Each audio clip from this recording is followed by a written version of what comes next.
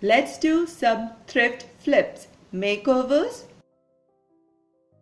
Now these are two trays that I bought recently. These kind of decorative trays are sold just before or during the festivals.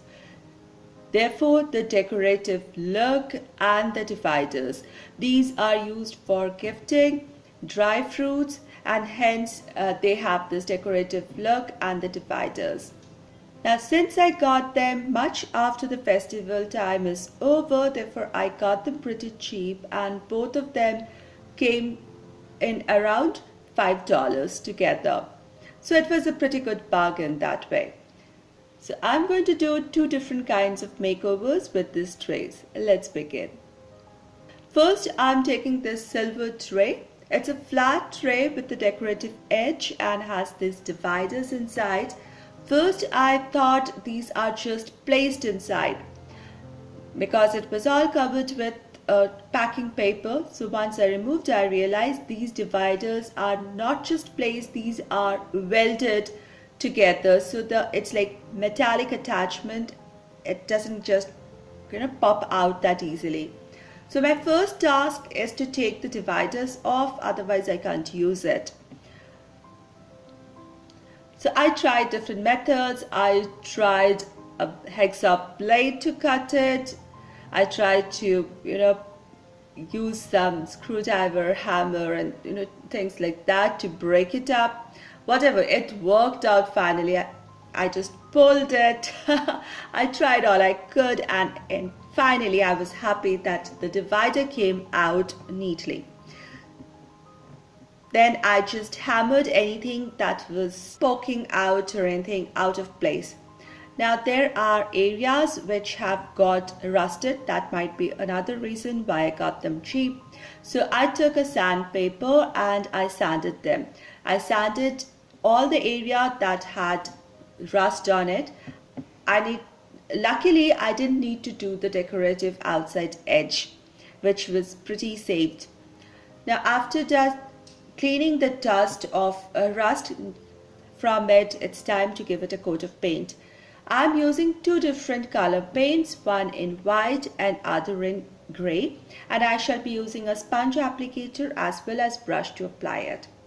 Now the paint does two work here. One, it gives it a protective layer and acts as an anti-rust medium. Two, I need to give it a good facelift. So some paint work definitely has to come.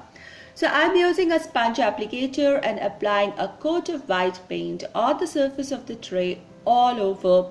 I'm just leaving the outside decorative edge, which is pretty neat and hasn't got rusted at all, and so I can very well leave it like that. Now there are these corners where I cannot reach using my sponge applicator, so I'm using a brush to apply a coat of paint there. So I'll look for any such spot or any such corner on this tray which needs a little bit of paint and use my brush, and then obviously I'll go over it with the sponge so that it looks even matte finish, or one can even use spray paint for this kind of job. Now I did not let this dry as the first coat. I'm also using the gray paint at the same time, and the area which was more rusted, you can see through the paint now, through the wet paint actually. So I'm using the gray paint on my sponge and applying it here. So I'm not painting the whole thing gray. I'm just creating an ombre effect from gray to white. So the areas which have extra rust, so that half I'm making it more gray and the other half I'm leaving it more white. So this difference in color shading will give it more interest and will give it the whole thing more depth. So it will look really nice once it turns dry and complete later on. Now I'm making sure that I merge the two colors neatly. Again, I used brush wherever I needed, and then of course final was with the sponge. Then I let this whole thing dry properly. Once dry, my canvas for further decoration is ready. Now I got this print out of bunnies on an A4 size paper. It's in black and white, and that's exactly what I like about it. So I'm taking this particular bunny and cutting it out. I usually tear my decoupage papers, but this time I think just cutting very close to the bunny will do. The whiskers are getting cut, but doesn't matter. We will manage that later. So once I have my bunny cut out, I apply some decoupage glue at the back side of my printout and place it where I want. I place my bunny on the more dark portion of the tray, you notice that, and I first press it in the center, then gradually go towards the edges, flattening the whole bunny decoupage onto my tray, and then I use another coat of decoupage over the print to seal it there, to protect it as well as give it a little shine. So my bunny is in place, and I think it merges well with the background now itself, but we will give it further details. Next, the whole process of decorating it further, I'm using some of the gray color and some black color. So I'm keeping the whole thing very monochrome in grays, blacks, whites, silver. Pretty monochrome, pretty neutral, and really beautiful. I think it's going to look great. So rest is all a little freehand brush work here. So I hope you will enjoy the whole process.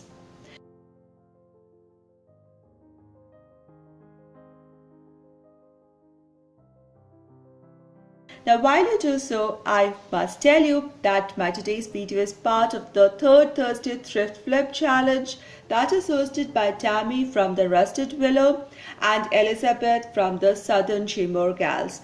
So I'll put links to both the ladies' channels down in my description box along with the playlist link for this month. Do check for many more ideas. I'm just enjoying painting this piece, adding little details like whiskers to the bunny and making a little border all around, and then writing my word and highlighting the gray color with little black color. So you see how a depth can be built. You don't need any special technique or finesse. It's just a little bit of imagination that you put in your work. And I think freehand artwork looks far better than anything you stick on or stamp on. And I have a beautiful tray. It can function as a tray as well as a wall block or a door hanger. And this is beautiful. I just love this. Hop with an E. Keep hopes alive and soaring even in the most difficult times of life. There is always a silver lining around a dark cloud, and I think these words are very well depicted in this creation of mine. For the second thrift flip, this is the golden tray. What I liked most about it is it has this little pedestal or little bead kind of thing, feet underneath, so it's kind of a raised tray, so it will function as a tray because it's not flat, and I think it will look good. Again, I had to remove the dividers. Now while I was removing the divider, I realized that these are welded, and these are welded also to the side very strongly, so I could remove the welding or the stuck on portions from the base, but I could not remove the ones with the side. So I had to take the whole frame of divider and the wall of the tray away. Now I'm left with a flat tray with decorative edge and some feet in the bottom, so it's still a raised tray. So not much to do in this one. I just took a sandpaper and sanded the areas which got a little rusted, and I'm going to clean it. And next I'm just going to use some gold paint to give it another fresh coat. Now you can use a brush and a paint, but in a project like this a spray paint is desirable. Once finished, the footed tray in gold color with decorative edges is going to look beautiful. One can even add a mirror in the center or a little doily and use it as a decorative tray or a decorative wall art. What do you think of my today's DIYs, thrift flips, makeovers? Do let me know in the comment section below, and do give this video a thumbs up. And if you're new here, subscribe and join the YouTube family. Thank you so much everyone for your support and time. I'll see you soon. Take care.